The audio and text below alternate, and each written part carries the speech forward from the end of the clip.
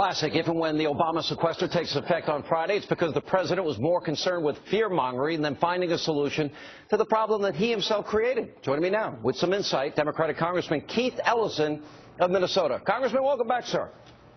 You bet. I guess that's what we could describe as staying on message, something the Democratic Party, I would argue, is very good at. Let me ask you. You're pretty good at it, too. I mean, thank you. Quite frankly, you are the worst excuse for a journalist I've ever seen. I am the what? I can't hear you. You heard me. I didn't know. Say it again. I didn't hear you. I heard you. I mean, what you just displayed was not journalism. It was yellow journalism. It wasn't anything close to trying to tell the American people what's really going on. And, I mean, it's just shocking. Yellow journalism? To play Obama in his own words is yellow journalism? Well, with the background music and with your lead up before you let the president talk, let me tell you, I was here. Everything the president said is absolutely true. Yeah. And for you to try to make the American people think that it isn't is deceptive on your part. And it's a breach of everything. Every journalistic ethic I have ever heard of was just violated by you. And the president was truthful. The president was honest. What the president said was dead on accurate. And for you to say the president is to blame here is ridiculous. I was there August 2011 when the Republicans, your party, which you shamelessly represent, Let me correct the record. You are nothing but a Republican.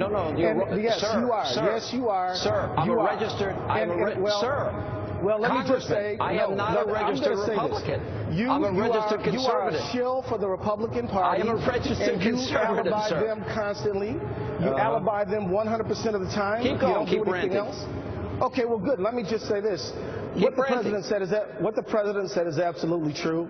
The people watching your show should ignore all of the commentary that you put in and all of the hype music that you put on, and should pay attention to what the president actually said, because what the president said was true.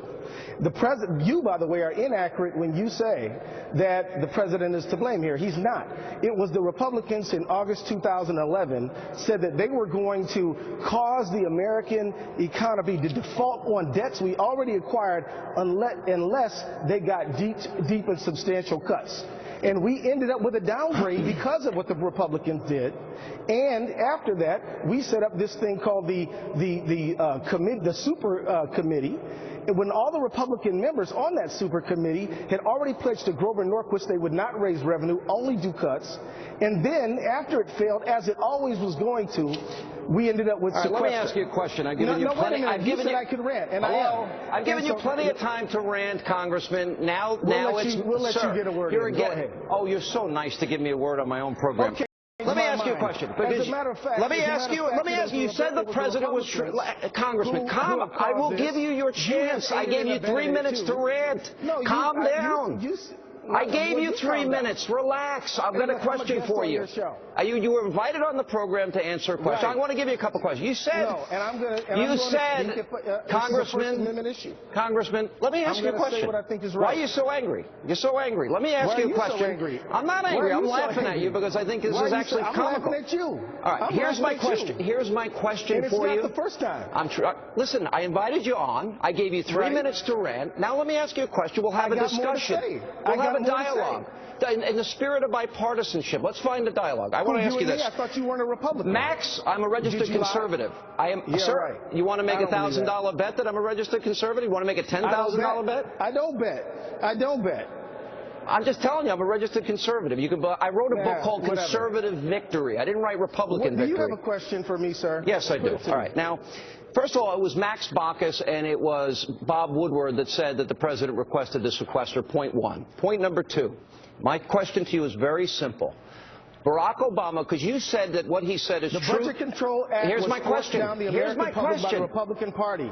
Sequester is a provision of the Budget Control Act. Relax. The Republicans are responsible for the Budget Control Act, which I got it. I know you're a broken record. Now let me get you my question. You're a broken record. Okay, thank you. Here's my question.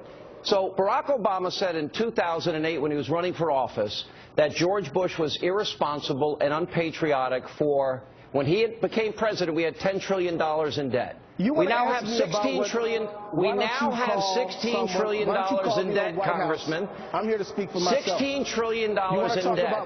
I want to ask you, is it? Something about that? Here's my question. I got an answer for you.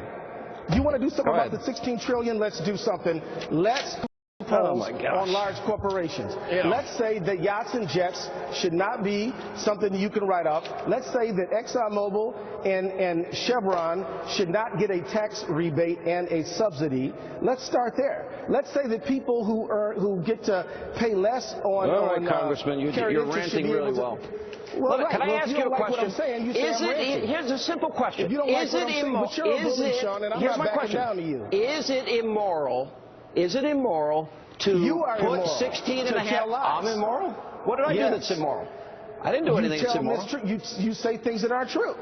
Give me one example, sir. Well, to try to say that it is the president's fault and he is to blame is wrong, and it's a lie. It's not his fault that we have $16 trillion in debt. He didn't add $6 trillion. No, it isn't. We didn't add $6 trillion to the debt since he's been president. No. We did add $6 trillion to debt since he's been president. What about the other 10? All right. Let's talk about the other 10. Congressman, you are a total waste of time. I'm moving on because our audience deserves better. Thank you for being with us. I tried to give you a fair shot. And coming up, no, you didn't. did ABC News deceptively